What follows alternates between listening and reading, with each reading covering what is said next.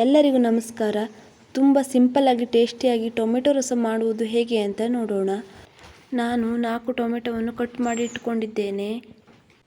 ಒಂದು ಪಾತ್ರೆಗೆ ಟೊಮೆಟೊ ಸ್ವಲ್ಪ ನೀರು ಹಾಕಿ ಸ್ವಲ್ಪ ಬೇಯಿಸಿ ಅದಕ್ಕೆ ಬೇಕಾಗುವಷ್ಟು ಖಾರದ ಪುಡಿ, ಅರಿಶಿನ ಪುಡಿ, ಉಪ್ಪು ಹಾಕಿ ಚೆನ್ನಾಗಿ ಬೇಯಿಸಿ ಬೆಂದ ನಂತರ ಅದನ್ನು ತಣ್ಣಗಾಗಲು ಬಿಡಿ.